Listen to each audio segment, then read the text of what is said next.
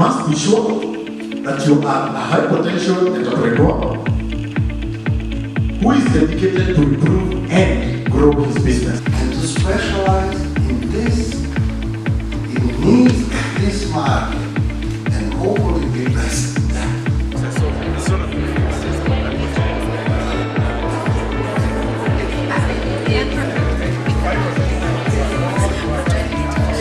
Basically, our problems are business opportunities. You can spend time blaming the government, you can spend time blaming the environment, you can spend time blaming the economy for a problem which you can solve, and that's the business. So today was an event that we call Open Session, where we invite potential clients and prospective SME owners who are keen to grow their business, invite them to learn more about the program, to get testimonials from our alumni, and as well as to get the taste of our classes through free sessions. But what happens at the end of your journey if this business goes down? I got so keen about this meeting. I think it's going to take me to the next level. Why don't I go and hear what they're talking about and just get the exposure and interact as well. I totally loved Dr. Ogola, Fred Ogola. His way of explaining, especially the 7 stages about business, was just amazing for me. I was able to tell where I am right now in business. Why must you focus? Some of you here, if I ask you to give me your wallets, I'll find you with 3 or 4 business cards of different companies. Some of them you're just dreaming about them, some of them they are working, some of them you're not sure. So when you meet me, you're wondering which business card to give me and which one is viable and which one is less viable. You know, understand? So there's a need to focus, because sometimes you can have too many things, you spread yourself too thin, you're not building anything to be there until tomorrow. So that's what I'm saying. The next one is about what? Focus. What I've really liked about this is the stages of business development and how to ensure that business grows into something that you start off, something that can run itself into posterity. Because as you can see, Bomakazi, we are talking about 25 years, and we are not talking about Kenya only. Kenya is the 25 years. We would like it to spill over into Africa, because African problems are very similar as African culture and history is. So therefore we need this kind of instructions, this kind of information, knowledge, where businesses can run into posterity. I can see most of you are business people. We keep asking ourselves, and I think I picked it very well when Fred was talking. In fact, it is kind of a course, and that's why I joined the course.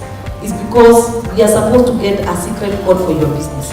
What is that one code that you do it very well, that comes out perfectly well, that even your client can rely on you on that particular one? So it's good that you have the code within you, that you got it. I think it's an important step for us to be introduced into the business, because people, most of their complaints are their children are not receptive enough when it comes to the business. So one of the things my mom and I do is, she has a production company that deals with fashion, and I like fashion, yeah. So the whole idea was for me to bring my own interests in fashion into her own company, try make a line out of it, try get businesses. After that, after proper market research, so we make a fashion line out of it, which we are working on. What I've learned is one thing: succession. It has to be there, because I'm not sure of tomorrow, if I'll be alive tomorrow, or if I'll fall sick tomorrow.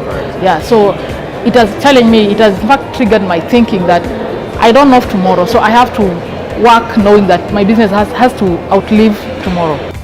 Ironically, the simple things are the hardest to replicate. The good customer service, as Dr. Fred was saying, the attention to detail. So what I found from experience, even though some of my developers sometimes leave and go start and say I can also do development, I find that the things they struggle with are this, you can call them the soft things.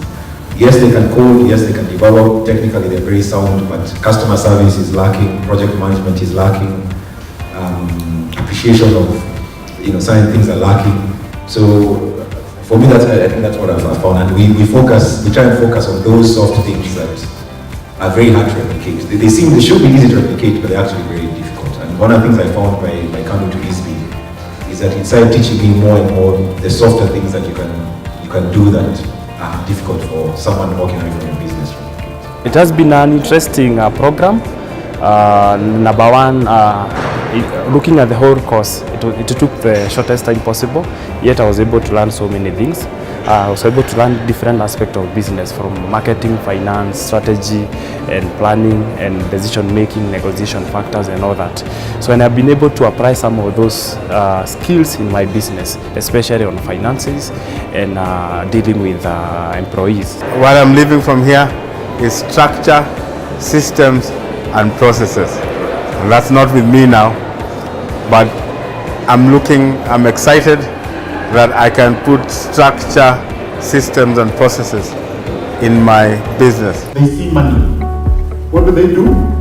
Open a shop there, open another one there, without sitting back to understand. In our programs, we have very clear in mind whom we want. High potential people ready to invest in themselves, not only time but effort, intellectual, to grow their business. So, and of course not for everybody is every moment ideal. So in this sense, not everybody will join the program. However, what is our hope is that even people who we will maybe not see again, they gain something from this session. Very concrete, very tangible, and the day business really from tomorrow will be better than yesterday.